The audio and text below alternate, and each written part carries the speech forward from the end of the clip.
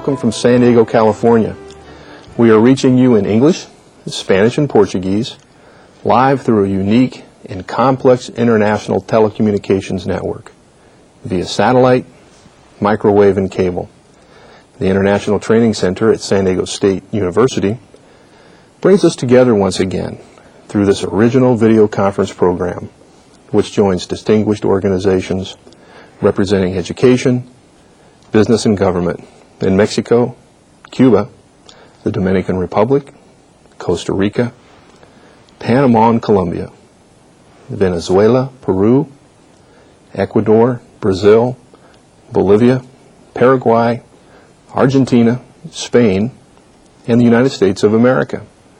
We once again acknowledge the participation of the Organization of American States in Washington, D.C., and the United Nations Conference on Trade and Development, located in Geneva, Switzerland.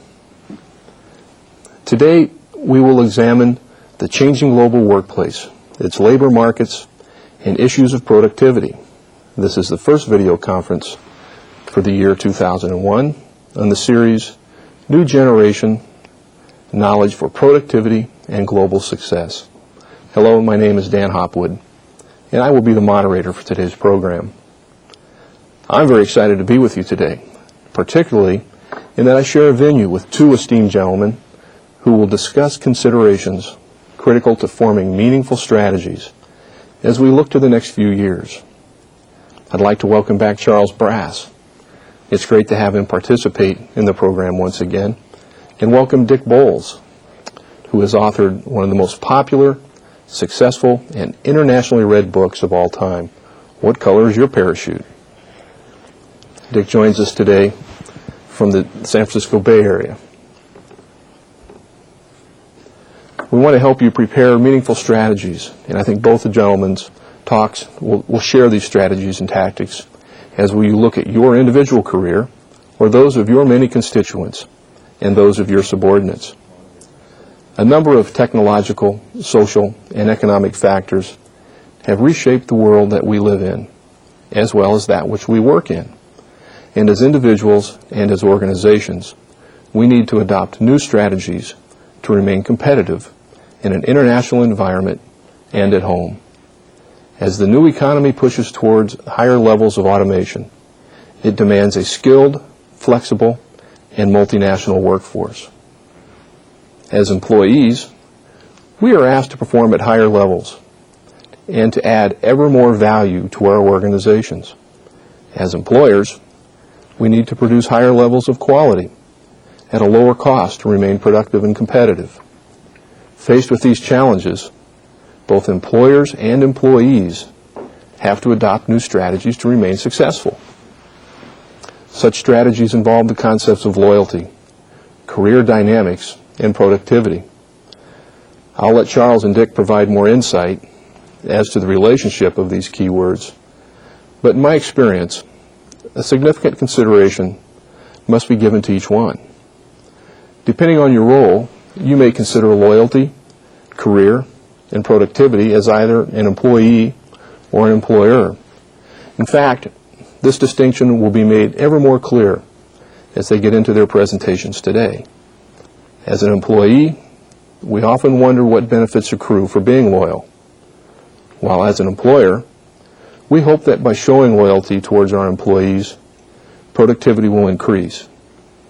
Today's speakers will highlight how these notions have changed and are continuing to change. When I entered the professional workforce, I don't want to say how many years ago that was, loyalty was mostly measured in how long an employee stayed with one firm. As employment has changed, we have also changed how we measure loyalty and what a career might entail. Charles will discuss how the notion of loyalty has shifted beyond the simple measure of time. In past programs, we have discussed career dynamics in many terms, and in terms of the need to attain employability versus employment. Dick Bolles will address career dynamics in some detail, and as he highlights changes in the workforce and what employers and employees need to do to succeed in the future. It is a pleasure to introduce you to today's speakers. Charles Brass and Dick Bolles. Charles is the chairman of the Australian-based NGO, the Future of Work Foundation. The mission of his organization is to create a better future for work. Charles' previous work experience includes that of an entrepreneur, secondary school teacher, and 15 years in corporate human resources, the last 8 as director of a German-based multinational. Charles has spoken with audiences all around Australia and across the world, and says he enjoys working with people who, like him, are struggling to put the profound changes which have taken place in the world of work into some perspective for themselves. Along with this work experience, Charles has many academic qualifications, beginning with an honors science degree and an MBA. Dick Bolles is a well-traveled speaker and consultant on the topic of careers. This is undoubtedly due to his authorship of the most popular career planning and job hunting book in the world, What Color is Your Parachute? A practical manual for job hunters and career changers. There are more than 6 million copies of the book in print. More than 20,000 people buy this book each month, and it is printed in 12 separate languages. What Color is Your Parachute was selected by the Library of Congress as one of the 25 books that have shaped readers' lives, keeping company with the Bible and the Little Prince. Dick is the author of a number of other books, including Job Hunting on the Internet and The 3 Boxes of Life and How to Get Out of Them, an introduction of life and work planning. He co-authored the Career Counselor's Handbook with Howard Figler and Where Do I Go From Here with My Life with the late John Crystal. Dick also maintains the free Job Hunters Bible website. Dick is an alumnus of the Massachusetts Institute of Technology, where he studied chemical engineering. He completed a degree in physics at Harvard University and received a master's degree at the General Theological Seminary in New York City. It's a pleasure to have both of you with us today. Thank you, Dave. And the picture that you gentlemen will paint for our audience is an essential one. So let's kick off the individual presentations with a question. In today's world of mergers, acquisitions, and alliances, where technology and automation continue to reduce the labor force in almost all industries, why should concepts such as loyalty and employment retention be of any significance for productivity and global competitiveness? And I think, Dick, we're going to come to you first with this one, and maybe you can give us some highlights on loyalty. Well, loyalty has become a very important concept in the good economic times, because employers are the ones who have to figure out a way to get employees to stay loyal to them. Keeping top talent is one of their big issues. But for employees, they've pretty well given up on the concept of loyalty from the organization where they work. Okay. Charles, some of your comments. Yeah, I think Dick's right. From an employee perspective, loyalty is a somewhat difficult term. But I think what's critical about this is that given that human beings are interactive and social creatures, we have to, in our business context, come back and have another look at loyalty. If our business world forces us to be only individuals, I think we're destroying something that's essentially human and probably not doing our businesses much good either. I think the concept of the individual and loyalty is something that both of you will bear out more as today goes on. Thank you, gentlemen. Now let's move on to our first presentation, where Charles will discuss the issues of loyalty and productivity.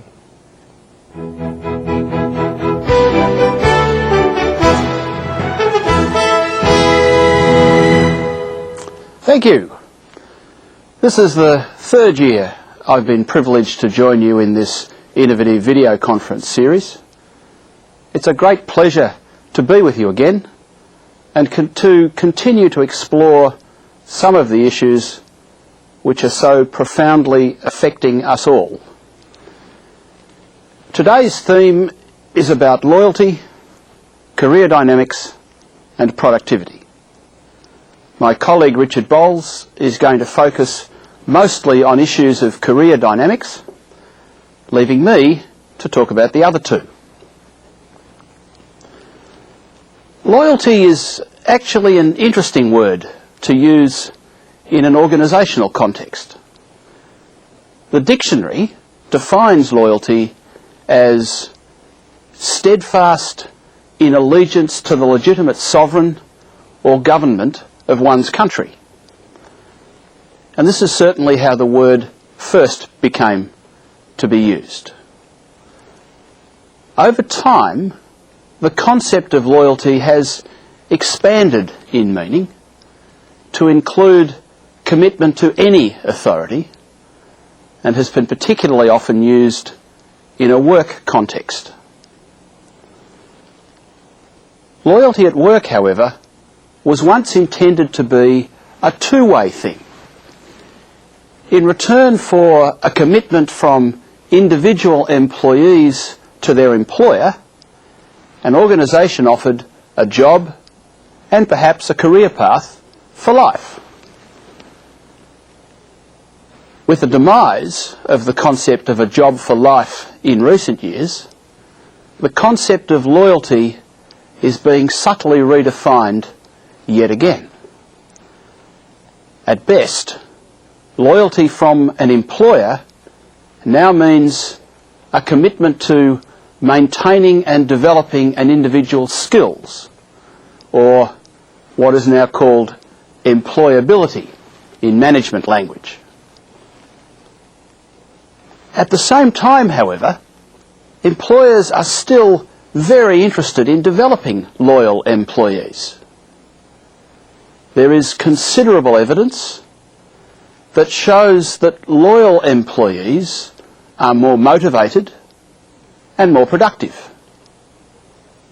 But the challenge for employers is to maintain and nurture this loyalty in the modern world of work. Last year, I was invited to spend a day with the strategic planning team of one of Australia's largest private banks. During the day, a number of very senior executives made presentations about how they saw the future for their organisation.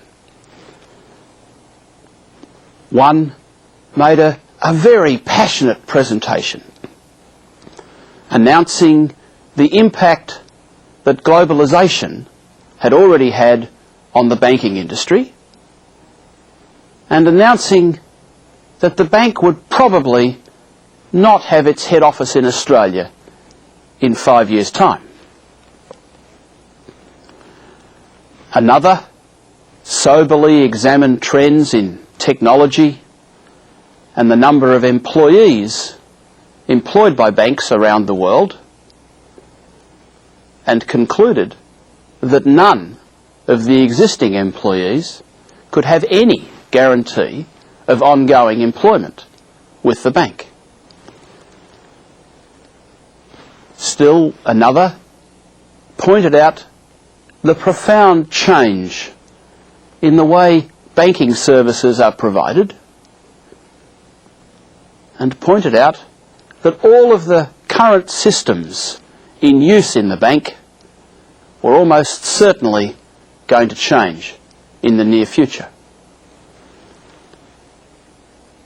Finally, the chief executive reminded everyone of the extent to which the bank had diversified its operations in recent years, and cautioned everyone not to be too blinkered in their thinking, because non-banking services might contribute most of the group's profit in the not-too-distant future. Here I was in a meeting designed to create the future for this multi-billion-dollar organisation, and there was absolutely nothing about the current state of the company which was likely to continue into the future. I felt considerable sympathy for the executives of this organisation as they struggled to chart a meaningful future in the face of such overwhelming uncertainty. but I probably felt more for the 30,000 employees of the bank who were just trying to do the best job they could and cope with all that was happening around them. What could loyalty possibly mean in these circumstances? How could the organisation expect loyalty from employees if it couldn't promise anything about the future? And how could the employees be loyal to a company which might change so completely in a very short time? This must, unfortunately, be a very common experience. Given the numerous and complex challenges which are facing organisations of all sizes all over the world, it is hardly surprising that anyone can feel any certainty about the future. For me, this highlights an important point about modern organisations. Where it was once taken for granted that the CEO was paid to be responsible for the business, it is now abundantly clear that no one person can control even medium-sized, let alone multinational corporations anymore. We've all heard a lot about empowerment in recent years, and this is now much more than a good human resources practice. It is an absolute imperative if organisations are to survive. The sheer complexity associated with modern productive activity requires everyone involved with the business to be a part of shaping its future direction. This has a number of important consequences. Perhaps the most profound is on the still widening gap between CEO salaries and the pay received by ordinary workers inside organisations. If power, responsibility and accountability are to be more equally distributed throughout companies, then so must remuneration. This is a serious challenge to existing corporate and societal structures. The gap between the rich and the poor continues to widen across the globe. And where once this may have been justified on the grounds that the rich knew more or were more responsible or accountable, this is fast becoming less true. One of the absolute virtues of the internet is that now anyone can know virtually anything. And all of the changes inside organisations are making ordinary employees increasingly responsible for the success of the business.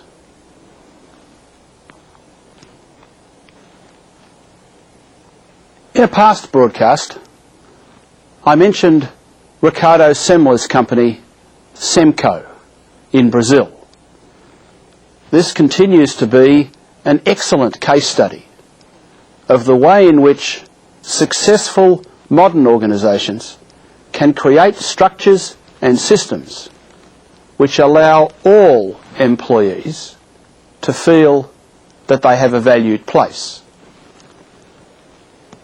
If you haven't read Semler's book, Maverick, or its Spanish translation, Radical, I recommend it very highly.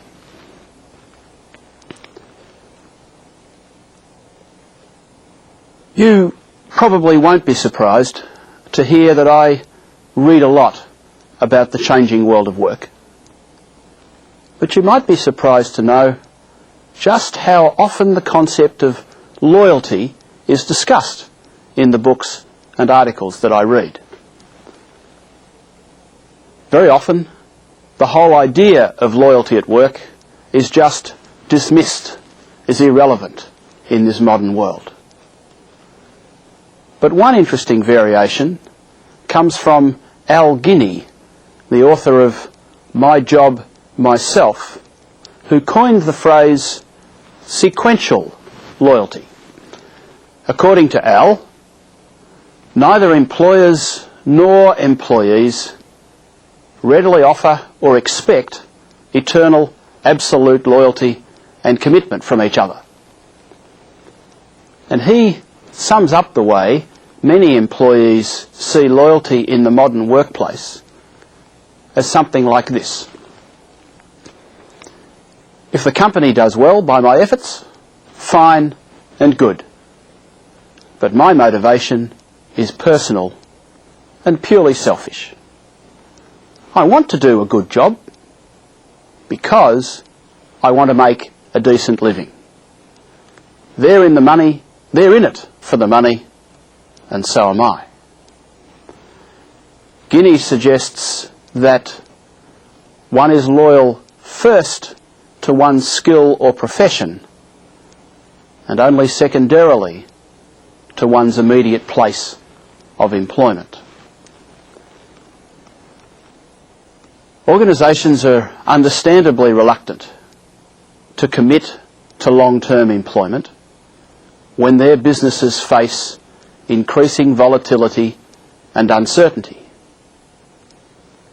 And individuals are finding that the only way they can get and keep a good job is to maintain and develop their own skills and portfolio of experiences.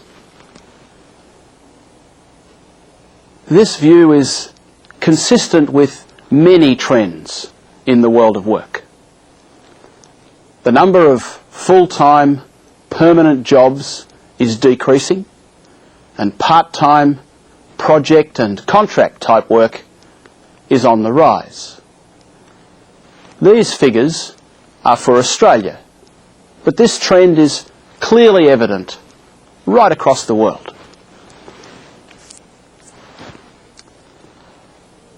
I think it would be a pity if employment were reduced to a succession of short-term contracts.